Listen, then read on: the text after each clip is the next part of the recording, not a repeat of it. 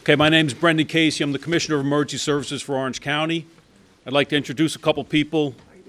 We have County Exec Steve Newhouse, Chief Rick Hovey from the Windsor PD, Vinny Tankasali is the Orange County Fire Coordinator, Mike Biggs, New Windsor Ambulance, Senator Larkin's here with us today, Town Supervisor George Green, and we have Superintendent of State Police George Beach, who's going to handle the introduction of the state people that are here and talk a little bit about state response after I read my initial statement.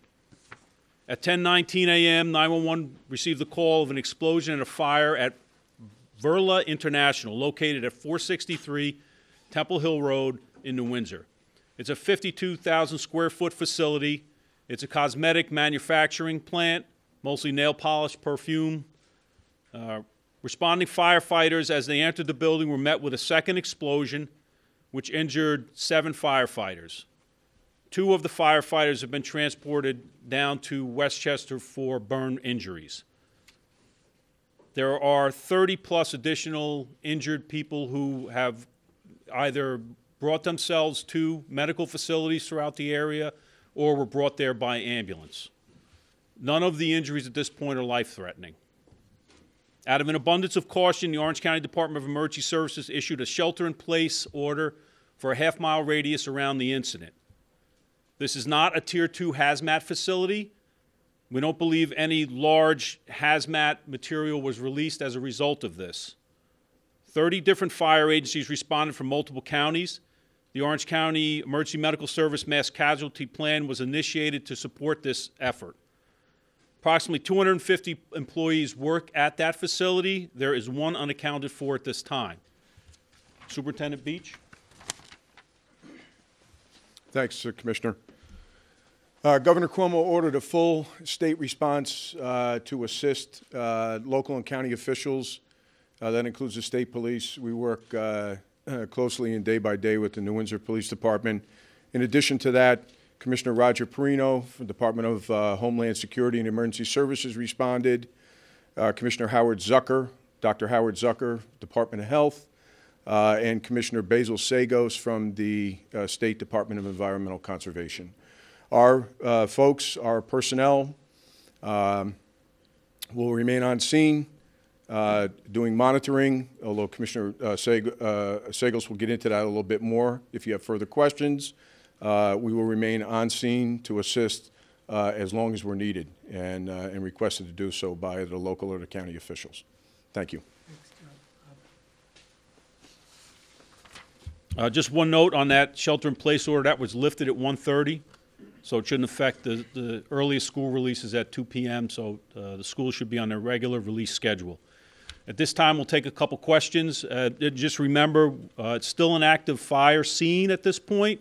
These are all preliminary findings, so we'll try to answer the questions as best we can, and I will kick it off to whoever is the particular expert. Ma'am? Can you talk about how many firefighters responded, air quality concerns right now, for people who are actually breathing that smoke, or the employees that were breathing the smoke? Vinny, you want to come up and answer about the fire response? As the Commissioner stated, we had over 30 fire agencies from multiple counties working together with state resources on this incident. Total amount of firefighters, we're thinking probably around 120 or so firefighters are on scene right now. As for air monitoring, that's being conducted by our DEC partners, and they're checking for any issues with the air quality, but at this time I believe the air is not been determined to be hazardous at this time.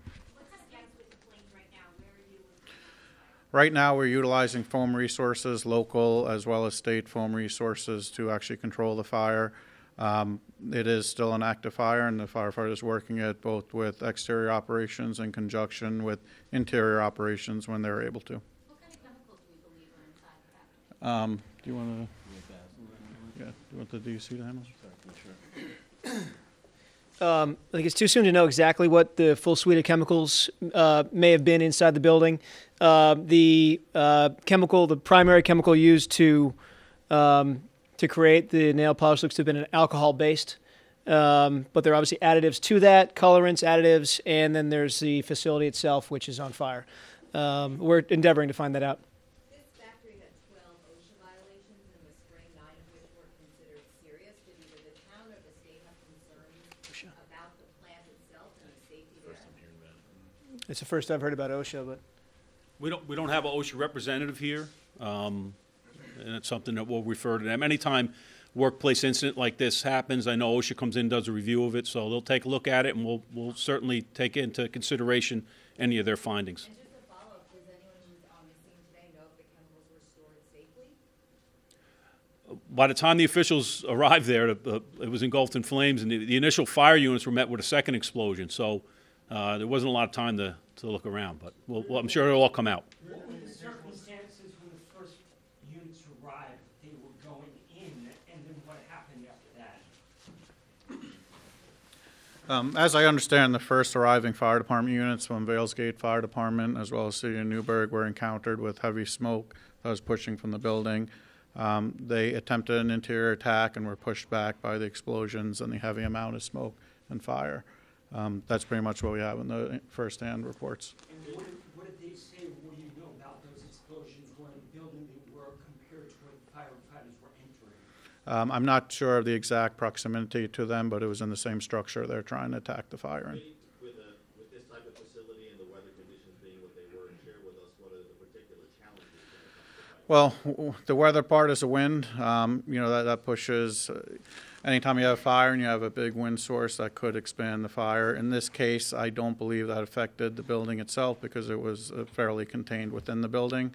But that is an area of concern at times. Do we have any idea what happened in the Type of facility and the chemicals that are inside, share with us what hazards and precautions you need to take. I'm sorry, you're going to have to repeat that. This type of facility and the chemicals and alcohols that are inside and knowing what they manufacture there, share with us Right. what hazards you and the firefighters need. Yeah. So anytime we encounter fire in an industrial type building such as this, as we enter the building, we take an abundance of caution. We wear full PPE, which is our protective equipment, as well as we bring the resources in, our subject matter experts, which are our hazmat team.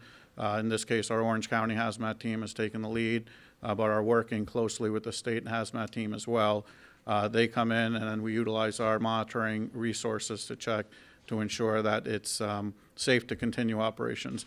Our first priority is for life and property, so we'll don our PPE and attack the fire the best we can, conditions allowing. Do we have any idea what actually happened inside in the first place, though? That's undetermined. That's still under investigation at this time. Were there 7 firefighter injuries from the second explosion once they were already inside the structure? I'm not certain exactly at what point the injuries were from. There were a first set, I believe, of 3, and then subsequent ones after, so it may have been at different intervals. And what do we know about the unaccounted person? What do we know about the person who's missing, an employee? Give that to Chief Hovey.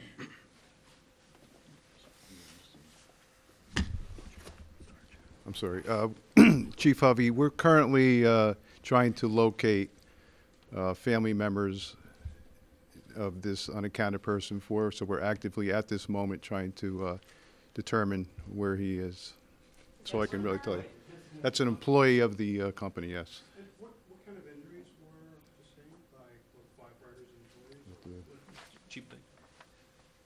Most injuries that EMS treated were some burn injuries, a lot of injuries from falling when the explosion happened. The explosion did cause people to fall over. Other than that, a lot of smoke inhalation, irritation because of the smoke and fire. EMS was on scene within 2 minutes, and we did evaluate a lot of people on scene that many went by private vehicle to the hospital and urgent care sense. Do you know how many people went to Westchester? At this time, we're being told that 2 went to Westchester as they're the only burn center in the region. So anybody with burns would be transferred to a burn center. What sort of cleanup, if any, is involved with this? For EMS-wise? Okay, sorry. So I can handle that. Basil Sagos, DEC. So we're thinking about 2 things: air and water. Not to mention just the on-site issues. I'll leave that to the emergency response professionals. Air and water we are looking at right now. So on the air side, we've got canisters on the way, which will be deployed over the next 24 hours to constantly grab the air emissions. That'll give us a picture of what's in the air. On the water, we have teams right now down behind the facility intercepting some of the runoff that came from all the water that was being dropped, water and foam that was being dropped on the building, anything that might have been stored in the building that's running off, so preventing that from getting into Silver Stream. I will say that there is not a concern about drinking water at this time. The facility is downstream from drinking water sources. But nonetheless, we obviously are concerned about any discharges to the waterway, and we'll be monitoring that going forward. That'll be part of any kind of cleanup that might be needed. You know, what do you say to the residents and people who work nearby about the air quality? Is the air safe to breathe? Well, Brian, at this point, right now, the air appears safe to breathe. We're going to monitor that long term. I think the emergency response teams are going to be pushing out advisories as they deem fit based on the smoke and the patterns of the smoke that's coming from the facility. What about the people who live right in the area and the children who go to school right in the area? There's a shelter-in-place order. What were the concerns that prompted you to put out that order? Well, we knew that it was a chemical explosion that caused this. It was not a Tier 2 facility, so it wasn't a high-level hazmat facility. We believed that whatever chemicals were in the fire or the smoke were alcohol-based. We just felt out of an abundance of caution that we would put that shelter in place to keep people inside their buildings, get your pets inside, close your windows and doors. Once we felt that the fire was somewhat under control and we had a little better handle on, we were more sure that no real hazmat was released, we lifted the order. So the DEC is going to deploy their air monitoring units, but at this time, you know, we always have to take into account what do we know that's there at the facility. And there are facilities in Orange County that have high levels of hazmat, that it's automatic evacuation, it's given a set amount of distance away from it. This is not one of those facilities. So that's where we're at with it at this point. It's not out yet, so you know, it's a tough call at this point. It's an active fire scene, and it'll continue to be an active investigation scene going forward. Again, preliminary, we'll take maybe one more, and then we got to get out of here. Did it happen on the manufacturing floor and the storage area? Where did the fire actually occur inside the building? Vinny, do we know that? I believe it was in the area in the rear of the building. Was it like an active manufacturing area, or were they storing the chemicals? Or? I believe it's an active area where they perform their operations to create the products that they do there. Can you give us your name, please? Can you give us your name? Sure, it's Vinny, V-I-N-I, last name Tankasali, T as in Tom, A, N as in Nancy, K-A-S-A-L-I. And what's your title Fire coordinator, for the town? Orange County.